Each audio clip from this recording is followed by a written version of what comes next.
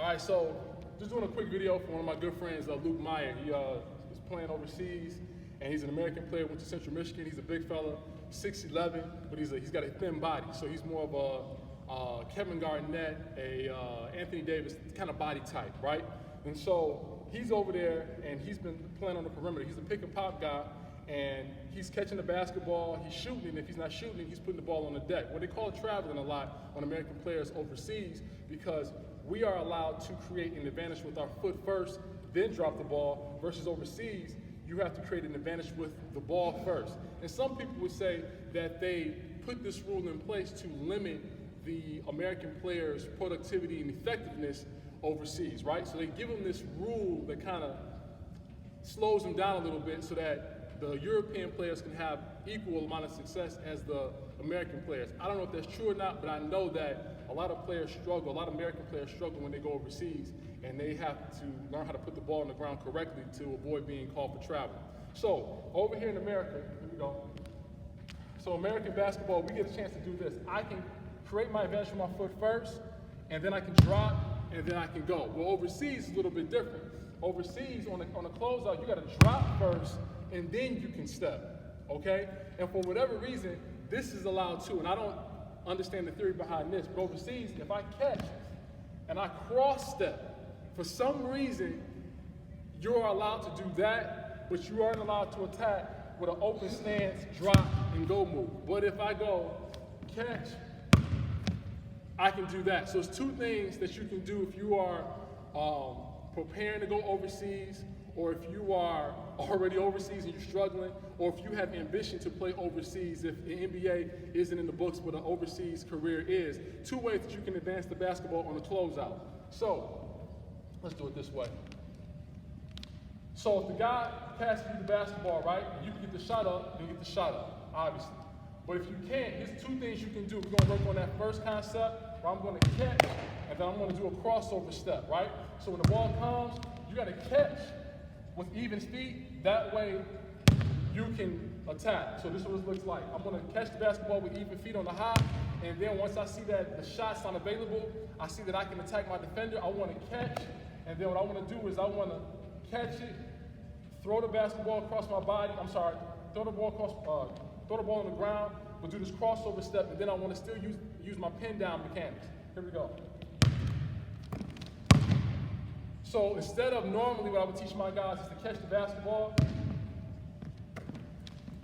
and step, get my foot as close as I can to their foot, pin them down, and go shoulder, I'm gonna have to change it up a little bit. And so again, this is for my good friend Luke, who's over there, he's struggling right now. So if I say Luke, it's because this is for Luke, right?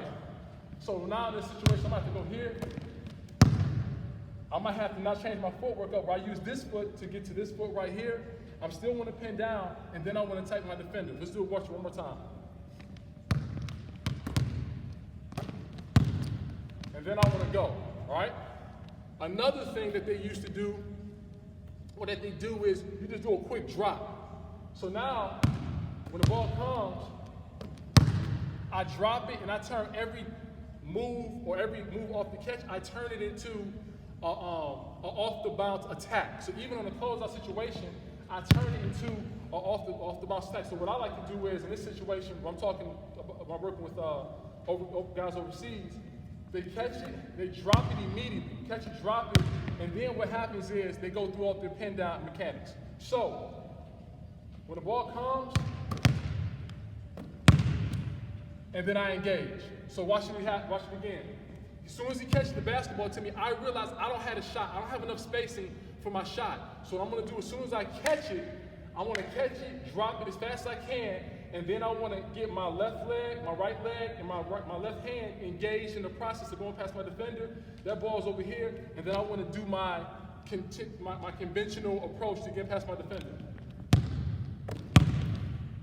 Now I got it. So this foot is past his foot or connected.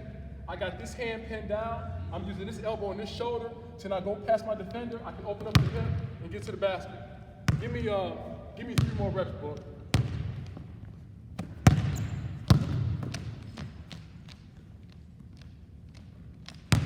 So waiting for it. Bam. All right, again, this is in a situation where for whatever reason, the defense is on it, right? They closed out, but the defense is right on top of you.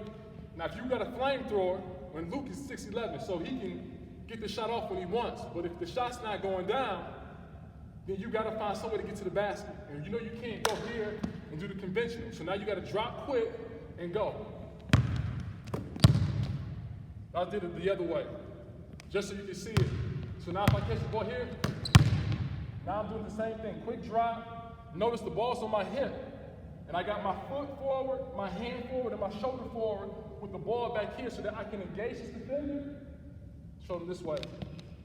So now I'm here, everything is forward except for the basketball. He can't get to it, but now if I can just power through, either I'm gonna have an opportunity to go to the basket or possibly a blocking violation. So Luke Meyer, hopefully that helps you out. For anybody who has the ambition playing pro ball or is already playing pro ball and struggling, those are two things you can use.